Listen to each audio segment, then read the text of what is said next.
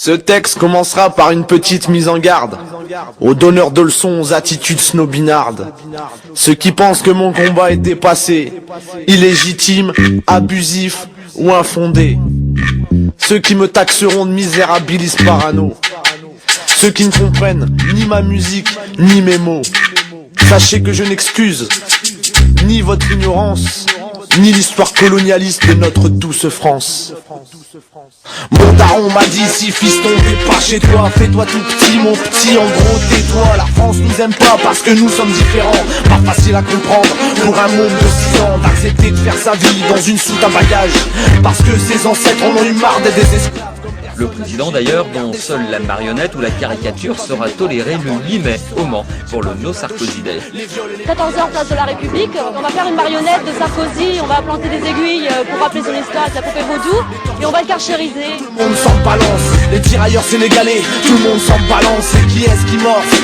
C'est leur descendance. J'accuse l'école de cultiver l'ignorance dans la censure, la haine dans la dissimulation de son passé, de ses blessures. On m'a rabâché des trucs comme démocratie, liberté, droit de vote, fraternité, égalité.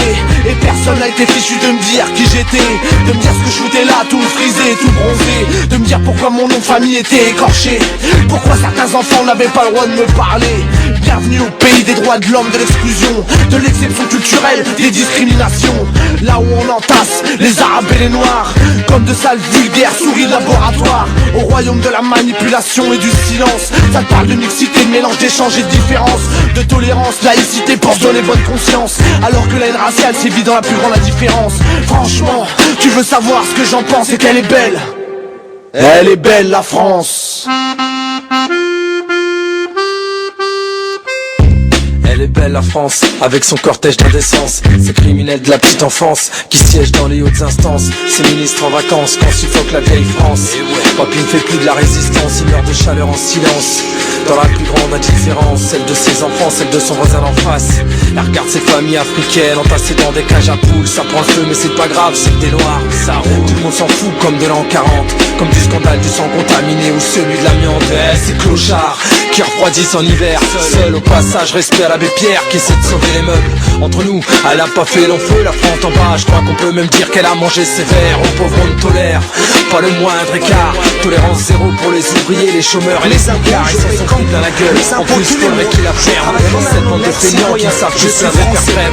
À côté de ça, ces soi-disant serviteurs de l'État continuent à magouiller sur le dos du tiers-état.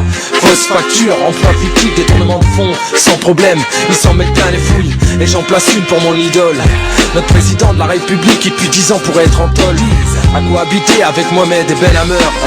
Si vous ajoutez le bruit et l'odeur. Elle est belle la France, qui déploie une véritable armée pour capturer l'ennemi public José Bové. À côté de ça, ces messieurs du CSA et de l'UMP finiront par s'en sortir blanchis et innocentés. Pas comme ce jardinier arabe répondant au nom singulier d'Omar Haddad. Analphabète, pauvre et musulman, pas de chance, et ouais monsieur Haddad.